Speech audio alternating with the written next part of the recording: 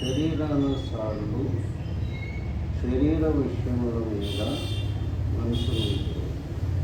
ఆత్మానుసారులు ఆత్మ విషయముల మీద మనసులు ఉంటారు. శరీరానుసారమైన మనసు మరణము, ఆత్మానుసారమైన మనసు జీవము సమాధానమునై ఉన్నది. ఏలయనగా శరీరానుసారమైన మనసు దేవునికి విరోధమైనది.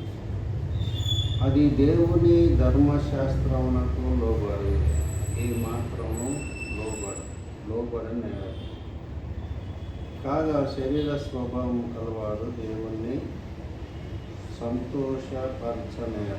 దేవుని ఆత్మ మీలో నివసించున్న మీరు ఆత్మ స్వభావము గలవారే కానీ శరీర స్వభావము గలవారు కాదు. ఎవరైతే క్రీస్తు ఆత్మ లేనివాడైతే వాడైన వాడు కాదు. ప్రార్థన చేస్తాం. పరిశుద్ధుడైన దేవా, కృప కలిగిన ప్రభా, మీ ఘనమైన గొప్ప నామానికి వేలాది స్తుతులు చెల్లిస్తుంది. ప్రభా నైనా మరి ఈ యొక్క ఉపవాస ప్రార్థనకి మమ్మల్ని తీసుకొచ్చి ఈ వాక్యాన్ని మాకు ఇస్తున్నందుకు మీకు ఇస్తాం. మా ప్రభా, మా దేవ, మా రక్షక యేసయ్య మీకు స్తుతులు చెల్లిస్తాం. దేవా, వాక్యం వివరించిన నాకు నీ జ్ఞానము అనుగ్రహించాను. ప్రభా, నీవే మహిమ గంతా పొందుకోమని. ప్రభా నాయన డేవిడ్ భాషా విషయంలో ప్రభా మరి ఆ బిడ్డకి కర్తరు ప్రభా డేంజర్ జరగకుండా మీరు కాపాడండి. మీకే మహిమ గంతాస్తుంది ఇస్తూ యేసు నామములో ప్రార్థిస్తున్నాము తండ్రి. అవును.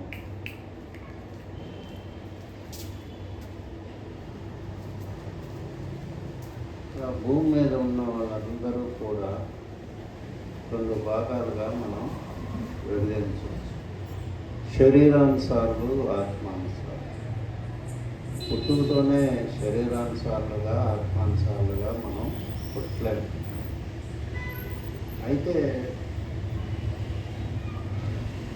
బైబిల్లో ఉన్న ప్రకారం భూమి పునాదులు వేయకముందే క్రీస్తులో దేవుడు మిమ్మల్ని ఏర్పాటు చేసుకున్నాడు అనే వాక్యాన్ని బట్టి దేవుడికి ముందే శరీరానుసారులు ఎవరో ఆత్మానుసారులు ఎవరో తెలుసు అన్నమాట. శరీరానుసారులు అంటే ఎవరంటే ఇది ఎక్కువగా పౌలు భక్తుడు యూదులను ఉద్దేశించి రాస్తాడు. పౌలు రైటింగ్స్ అన్నింటిలో కూడా యూదుల గుణం అనేది మనం చూడవచ్చు. యూదులు అనేవాళ్ళు ఆయన మనసులో ఎప్పుడు ఉంటారు. నేను ఇశ్రాయేల్ని ఎంతగానో ప్రేమిస్తున్నాను, ఇశ్రాయేల్ గురించి నా హృదయం పరితపించిపోతుంది అని ఆయన అంటూ ఉంటారు. ఇక్కడ శరీరానుసారులు ఎవరంటే ఆయన దృష్టిలో ధర్మశాస్త్రం మీద ఆధారపడేవారు. శాస్త్రులు, పరిసయ్యులు వాళ్ళ యొక్క గర్వమైంది, వాళ్ళ యొక్క అతిశయమైంది. మేము విశ్రాంతి దినం పాటిస్తున్నాం, మేము పాపుల్ని దగ్గరికి రాని, మేమెంతో పరిశుద్ధంగా ఉంటాం, మేము ఉపవాసం తూచా తప్పకుండా మేము చేస్తాం. ఈ పరిసయ్యుడు మాటలో మనం వింటే అర్థమవుతుంది అన్నమాట. మరి నా సంపాదనలో 10వ వంతు ఇస్తున్నాను. ఇదంతా కూడా ధర్మశాస్త్ర సంబంధమైన క్రియలు. ఈ ధర్మశాస్త్ర సంబంధమైన క్రియలు మనల్ని ఆత్మానుసారులుగా మార్చలేవన్నమాట. అందుకనే యేసు ప్రభు యోహాను సువార్త 8వ అధ్యాయం 21వ వాక్యంలో నేను వెళ్ళిపోవచ్చున్నాను, మీరు నన్ను వెతుకుతురు కానీ మీరు నన్ను కనుగొనలేరు, మీరు మీ పాపంలోనే ఉండి చనిపో. ఎవరిని అంటున్నాడు ఈ మాట? ఎంతో నిష్ఠగా, ఎంతో ఆచారాలు. మరి వాళ్ళు ఆదివారం విశ్రాంతి దినం ఏం చేయకూడదంటే మంచినీళ్ళు కూడా కాదు, ఈగలు కూడా కాదు. కాబట్టి అలాంటి ఒకలాంటి పిచ్చి సిద్ధాంతాలని పట్టుకొని వేలాడే వాళ్ళని గూర్చి దేవుడు ఏమంటున్నాడంటే, వాళ్ళు ఇంకో మాట అంటాడు 23లో, మీరు పరలోక రాజ్యానికి రారు, వచ్చేవాళ్ళని రానిరారు. కాబట్టి ధర్మశాస్త్రాన్ని మ్యారిడ్ టు లా అంటాం అన్నమాట. వాళ్ళు ధర్మశాస్త్రాన్ని వివాహం చేసుకున్న వాళ్ళు. కాబట్టి ఈ యొక్క ధర్మశాస్త్రము ఈ యొక్క ఈ మనుషుల్ని బంధించి శరీరానుసారులుగా మారుస్తుంది. శరీరానుసారులు అంటే మనం వ్యభిచారులు, దొంగలు, తాగుబోతులని అనుకోరు. శరీరానుసారులు అంటే ధర్మశాస్త్రం మీద ఆధారపడి నమ్ముకున్న వాళ్ళు.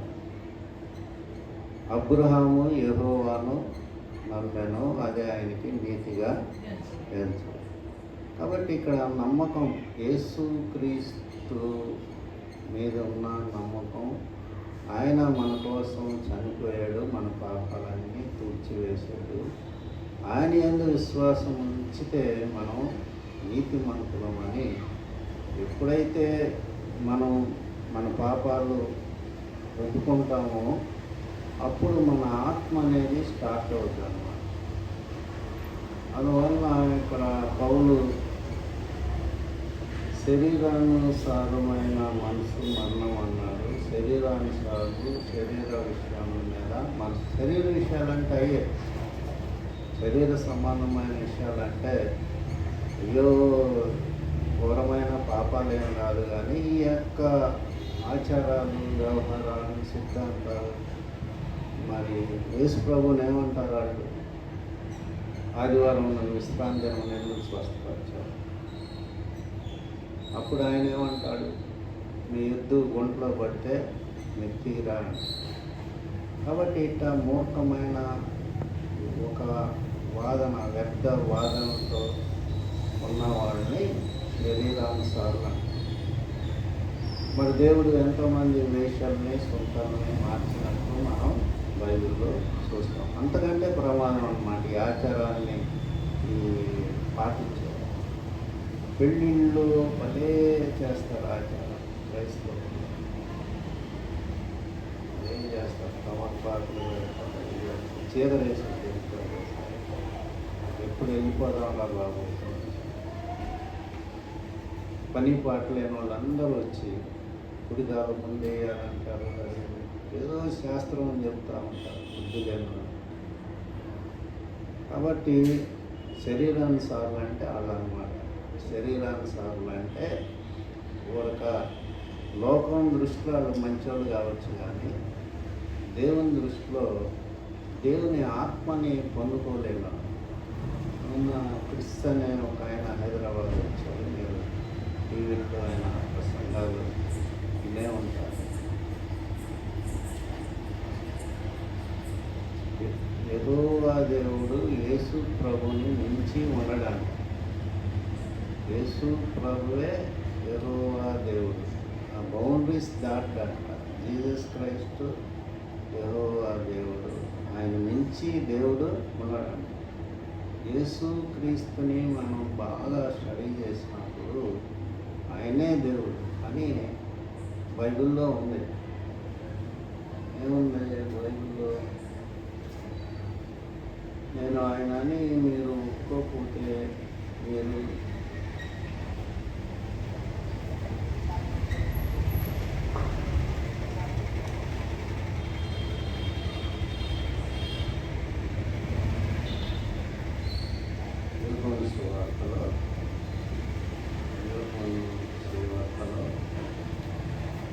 మీరు నిత్య జీవం లేనివాడిని ఉంటుందన్నమాట. అంటే యేసు ప్రభు నందు ఎంతగా మనం ఆధారపడి ఆయన మాటలు ఎంతగా నమ్ముతామో, ఎంతగా ఆయన విశ్వసిస్తామో అంతగా మనం ఆత్మలో బలపడతా ఉంటాం. 14:8 ఏంటది? అది నన్ను చూసినవాడు తండ్రిని చూసినట్టే ఉంటాయి. ఇంకో మాట డైరెక్ట్గా ఉంటుంది. అది కాదు. నీవు నన్ను ఎరుగవా? నన్ను చూచిన వాడు తండ్రిని చూచి ఉన్నాడు. యోహాను సువార్త 8వ అధ్యాయము 24వ కాగా మీ పాపంలోనే మీరు చనిపోదురు, చనిపోదని మీతో చెప్పింది. నేను ఆయనని మీరు విశ్వసించిన ఎడల మీరు పాపంలో నుండి చనిపోతుందని వారితో చెప్పాను. నేను ఆయనని మీరు విశ్వసించని ఎడల మీరు పాపంలోనే ఉండి. కాబట్టి యేసు ప్రభుని మనం తక్కువగా చూసామంటే అదే భక్తిహీనత, అదే ధర్మశాస్త్రాన్ని నమ్మకం, అదే శరీరానుసారమైన జీవితం, అన్నీ ఎన్ని ఉన్నాయో అన్నీ చెప్పొచ్చు. అందుకని పౌలు చాలా సీరియస్గా చెప్తారు. యేసు క్రీస్తుని శరీరధారిగా అయి వచ్చాడని దేవుడు నమ్మనోని ఇంట్లో కూడా రాని మంచినీళ్ళు శుభం అని కూడా చెప్పారు. కాబట్టి రకరకాల డాక్టర్స్ క్రిస్టియానిటీలో ఉన్నాయన్నమాట. రోమన్ క్యాథలిక్ వాళ్ళు వాళ్ళకి మరియమ్మ అంటే చాలా ప్రేమ. ఎందుకంటే సులువుగా ఉంటుంది భక్తి. బొట్టు పెట్టుకొని కొబ్బరికాయ కొట్టుకొని మామూలుగా చక్కగా తిరణాలకు వెళ్ళి చెరుకులు కొనుక్కుని అన్నీ మామూలుగా సంక్రాంతి లాగా ఉంటుందని ఏమంటారు, తల్లి గొప్పదంటారు. యేసు ప్రభు కంటే ఆమె కన్నా తల్లి చాలా గొప్పది. మంచి సిద్ధాంతాలు అక్కడికి యేసు ప్రభు చెప్తాడు. ఏమని చెప్తాడు? ఇదిగో నీ తల్లి సహోదరులు బయట ఉన్నారు, రమ్మని మనం మత్తయి సువార్త 12వ అధ్యాయంలో చూస్తాము. బయట ఉన్నారు, పిలుస్తున్నారు అంటే ఎవరు నా తల్లి, ఎవరు నా తండ్రి చిత్తం చేసే వీళ్ళందరూ నా తల్లి, నా సహోదరులు అని. కాబట్టి యేసు ప్రభుని కొంచెం మనం పక్కకు పెట్టినా మనం ఆత్మానుసారులుగా ఉండలేము, పూర్తిగా సంపూర్ణం కాలేము. యేసు ప్రభులోనే అంత ఇమిడి ఉంది భక్తి అంతా. కాబట్టి ప్రభు ఎప్పుడు కూడా తండ్రిని కించపరచలేదు. 15వ అధ్యాయంలో 1 కొరింథీలో మరి ప్రభు ఆయనకి రాజ్యం మళ్ళీ తండ్రికి రాజ్యం అప్పగిస్తాడని ఉంటుంది. కాబట్టి యేసు ప్రభు ఎప్పుడు కూడా తండ్రిని ఆయన తగ్గించలేదన్నమాట. ఇంకా ఏమంటాడు ఆయన? తండ్రి ఏది చెప్తే అది చేస్తున్నాను, నా సొంతగా ఏమీ చేయలేదు. అంటే ఎంతగా ఆయన తగ్గించుకుంటున్నాడు అనేది మనం అర్థం చేసుకోవాలి. యేసు ప్రభులో అంత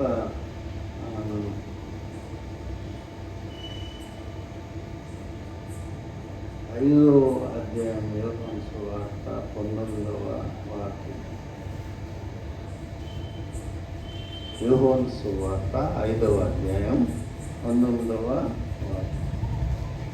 కాబట్టి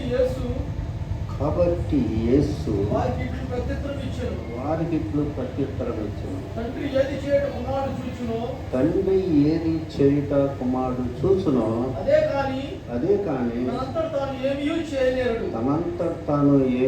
చేయనేరడు. ఆయన వేటిని చేయును వాటినే కుమారుడు అలాగే చేయును. కాబట్టి యేసు ప్రభు ఏమంటున్నారు? తండ్రిని మించిపోవాలి ఎక్కడ ఆయన. నేను కూడా ఒక గొప్ప మహానుభావులని ఆయన ఏం చెప్పాలి. పెట్టుకోవడంలో ఒకనని అంత సముద్రాన్ని, నేను చూసే సముద్రాన్ని, ప్రపంచాన్ని అంతా నేనే నోటి మాట్లాడ చేశానని ఇప్పుడు అని చెప్పాలి. తండ్రి చేయమన్నాయే చేశానంటే అర్థమైంది. ప్రపంచాలు కూడా ఆయన సృష్టించమని చెప్తేనే సృష్టించాడు. అంతేగాని నా సొంతగా ఏది నేను చేయలేదని. కాబట్టి యేసు ప్రభు నుంచి మన దృష్టి మళ్ళించామని అనుకో, మనం శరీరానుసారులుగా మారిపోతూ ఉంటాం దినదినం. కాబట్టి కొంతమంది లోతుగా ఆలోచిస్తూ ఉంటారు. తండ్రి కుమారుడు పరిశుద్ధాత్మలు ఎక్కడి నుంచి వచ్చారు, ఏంటి ముగ్గురు సమానం ఏంటి అని బుర్ర పాడవుతుందంటే ప్రయోజనం ఉండదు. చెప్తున్నాడు కదా, మేము ముగ్గురు ఒకటే అని. సృష్టి ఆరంభం నుంచి ముగ్గురు కలిసి పనిచేస్తారు. ఎవరు ఒకరిని తక్కువగా చూడలేము, ఒకరిని ఎక్కువగా మనం చూడలేము. తండ్రి ఎప్పుడు కూడా నాకు కుమారుడిని కనపరుస్తూ ఉంటాడు, కుమారుడు ఎప్పుడు కూడా తండ్రిని కనపరుస్తాడు. మధ్యలో పరిశుద్ధాత్మలు కార్యం చేస్తారు. కాబట్టి కొంతమంది బైబిల్ జ్ఞానం కోసం తహతహలాడుతూ ఉంటారు, ఏం లోతుల్లోకి వెళ్తూ ఉంటారు, ఇది అది కాదు అంటారు, ఇది కాదు. ఎదురుపాలు కానీ ప్రశ్నలు అడుగుతున్నారు రోజు. దయ్యాల గురించి, చనిపోయిన వాళ్ళు అవుతారా, లేకపోతే దేవదూతలు అవుతారా, యాక్సిడెంట్ ఎందుకు, ఇట్లాంటి ప్రశ్నలు వేస్తుంటే ఆయన సహనం కోల్పోయింది. Brother I know very little about ఈ బైబుల్. కాబట్టి దాని లోతుల్లోకి మనం వెళ్ళామంటే మన మైండ్ ఆదామలాగా అయిపోతుంది, సాతాండంతా తెలియదు. కాబట్టి యేసు ప్రభు మీద పూర్తిగా మనం నమ్మకం ఉంచి మరి ఇక్కడ గల్తీలకు రాసిన పత్రిక 2వ అధ్యాయం 19వ వాక్యం చూసుకోండి. గల్తీలకు రాసిన పత్రిక 2వ అధ్యాయం 19వ.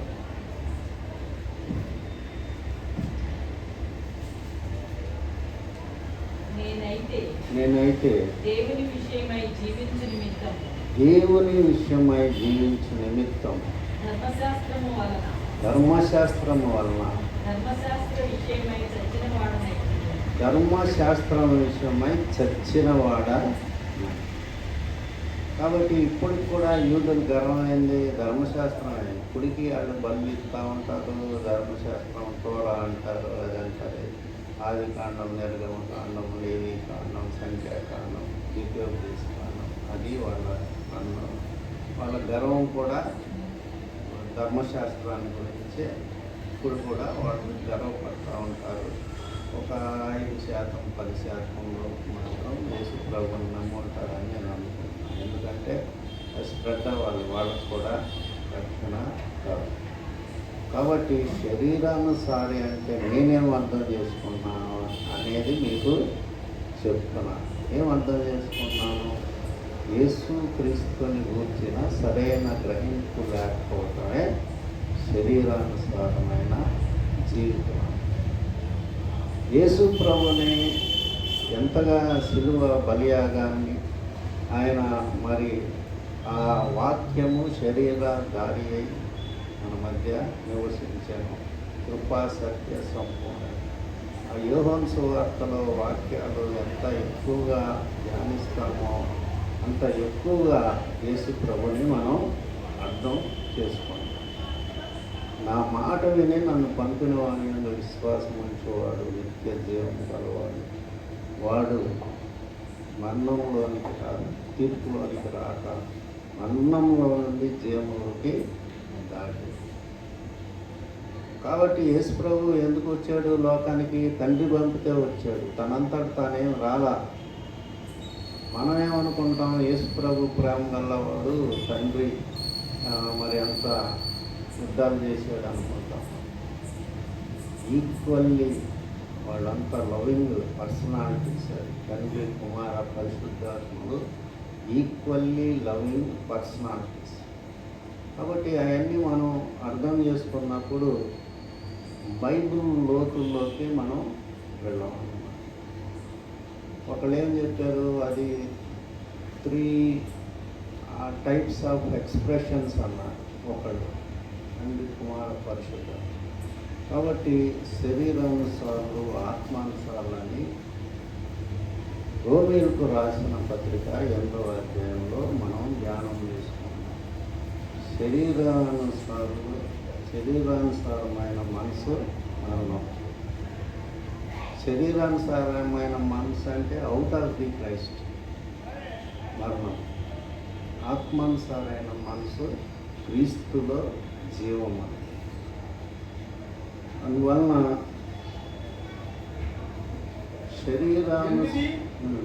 5 శరీరానుసారులు శరీర విషయముల మీద మనస్సునుంటురు, ఆత్మానుసారులు ఆత్మ విషయముల మీద మనస్సునుంటురు. శరీరానుసారమైన మనస్సు మరణము, ఆత్మానుసారమైన మనస్సు జీవమును సమాధానమై ఉన్నది. ఎలాగనగా శరీరానుసారమైన మనస్సు దేవునికి విరోధమై ఉన్నది. అది దేవుని ధర్మశాస్త్రమునకు లోబడదు, ఏ మాత్రమును లోబడదు.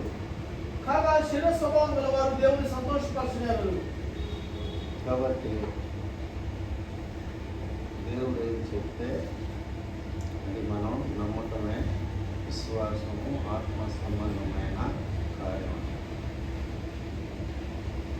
ఒకసారి మనం అనుకున్నాం ఏమని, భక్త్ సింగ్ గారికి ఎవరో ప్రశ్న వేశారు, యోనా చేపట్టులో 3 రోజులు ఉన్నాడంటే నమ్ముతావా? ఆయన అన్నాడంట, బైబిల్లో చేపట్టులో యోనా ఉన్నాడంటే నమ్మకమే కాదు, కానీ యోనా కడుపులో చేప 3 రోజులు ఉన్నానా నేను నమ్ముతాను. కాబట్టి వాక్యానికి అంతా మనం విలువ. కన్యక గర్భవతి కుమారుని నన్ను అని ఉంది బైబిల్లో. ఎట్లాగంటే సైన్స్కి విరోధం ఇది ఎక్కడ లేదు అని ఎవడు పిచ్చోడు ముస్లిం వాడు ఒకడు అది పట్టుకొని వెళ్ళాడతాం. అదేదో మేధావులాగా తెలివి తక్కువ పాస్టర్ని ఒక 10 మందిని పిలిచి ప్రశ్నలు పెడతాం. ప్రస్తుతం ఇండియాలో లేదు. కాబట్టి శరీరానుసారులు అంటే ఇట్లాంటి ఆలోచనలు ఆలోచించేవాడు. ఇట్లాగా యేసు ప్రభువుకి తక్కువ స్థానం ఇచ్చేవాడు శరీరానుసారులు. కాబట్టి ఈ యొక్క ఆత్మానుసారులు ఎప్పుడు దేవుని సంతోషపెడతారని ఉంది. శరీరానుసారులు దేవునికి ఇష్టలుగా ఉండలేదన్నాం. కాబట్టి మన ఆయువు పట్టు యేసు క్రీస్తు. తర్వాత గల్తీలకు రాసిన పత్రిక 5వ అధ్యాయంలో క్రీస్తు కేంద్రంగా ఉంటాయి పౌలు యొక్క గోడలన్నీ కూడా. నేను క్రీస్తుతో కూడా సిలువ వేయబడ్డాను, జీవించినది నేను కాదు. గల్తీలకు రాసిన పత్రిక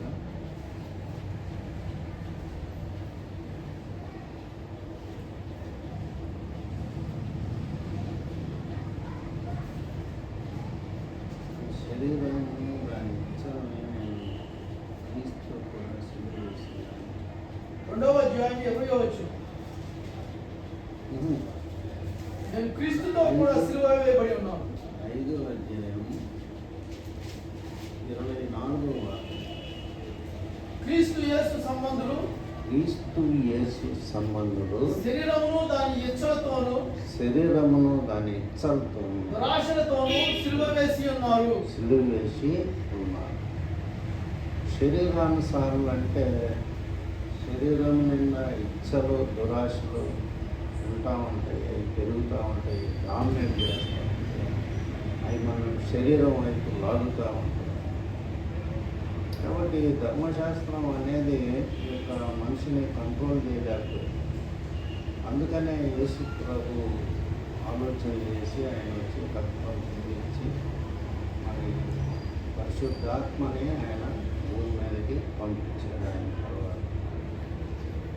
కాబట్టి మనం ఆత్మానుసారమైన శరీరానుసారమైన మన ఆలోచన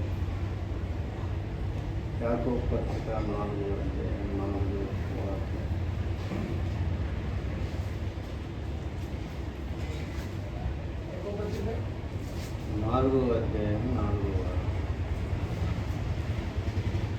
వ్యభిచారులారా, ఈ లోక స్నేహము దేవునితో వైరమని మీరు ఎరుగరా?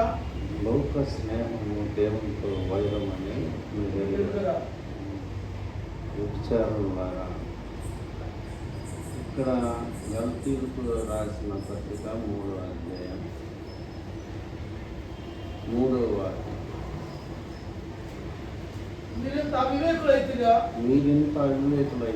మొదట ఆత్మానుసారంగా ఆరంభించి మొదట ఆత్మానుసారంగా ఆరంభించి ఇప్పుడు శరీరానుసారంగా పరిపూర్ణులు అవుతురా. ఇప్పుడు శరీరానుసారంగా పరిపూర్ణ అవుదురా. వ్యర్థముగానే ఇన్ని కష్టములు అనుభవించుదురా. వ్యర్థముగానే ఇన్ని కష్టములు అనుభవించుదురా. అది నిజముగా వ్యర్థమగునా. అది నిజంగా వ్యర్థమగునా. ఆత్మను మీకు అనుగ్రహించి మీలో అద్భుతములు చేయించువాడు ధర్మశాస్త్ర సంబంధ క్రియల వలన లేక విశ్వాసంతో వినుట వలన. ధర్మశాస్త్ర సంబంధ క్రియల వలన లేక విశ్వాసంతో వినుట వలన చేయించుచున్నాడు. కాబట్టి అక్కడ క్రింద ఉంటుంది అబ్రహాం దేవునికి నమ్మినాడు. కాబట్టి యేసు క్రీస్తు నందు నమ్మకం ఎంతగా నమ్ముతామో అంతగా ఆత్మ సంబంధం మనం అవుతాం. 1 కొరింథీ 2:4 1 కొరింథీయులకు రాసిన పత్రిక 2:4 నీ విశ్వాసము మనుషుల జ్ఞానమును ఆధారము చేసుకొనక మనుషుల జ్ఞానమును ఆధారం చేసుకొనక దేవుని శక్తిని ఆధారం చేసుకుని ఉండవల్లని నేను మాట్లాడినను సువార్త ప్రకటించినను జ్ఞానయుక్తమైన తీయని మాటలని వినియోగింపక పరిశుద్ధాత్మయు దేవుని శక్తియు కనుపరచు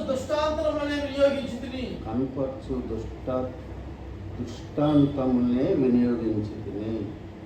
కాబట్టి ఇక్కడ మళ్ళీ 3వ అధ్యాయము 1వ వాక్యంలో సహోదరులారా, ఆత్మ సంబంధులైన మనుషులతో మాట్లాడినట్లు నేను మీతో మాట్లాడలేకపోతుంది. శరీర సంబంధులైన మనుషులే అనియు క్రీస్తునందు పసిబిడ్డలే అనియు మీతో మాట్లాడవలసి వచ్చెను. కాబట్టి ఇక్కడ పౌలు ఏం గమనిస్తున్నాడు, ఆ యూదుల్లో రక్షణ పొందిన వాళ్ళలో ఈయన యొక్క కాన్సెప్ట్ అర్థం చేసుకోవట్లే. ఎవరు మీరు ఇంకా పసిబిడ్డల్లాగానే ఉన్నారు, శరీర సంబంధుల్లాగానే ఉన్నారు అని చెప్తున్నారు. అందువల్ల మనం ఆత్మ సంబంధులైన వ్యక్తులుగా సంపూర్ణులు కావాలంటే విశ్వాసానికి కర్త అయిన క్రీస్తు వైపు చూస్తూ మన పరుగుని కొనసాగించాలి. మనం దృష్టి తిప్పామా శరీరానుసారులుగా మనం ప్రార్థన చేసుకోవాలి.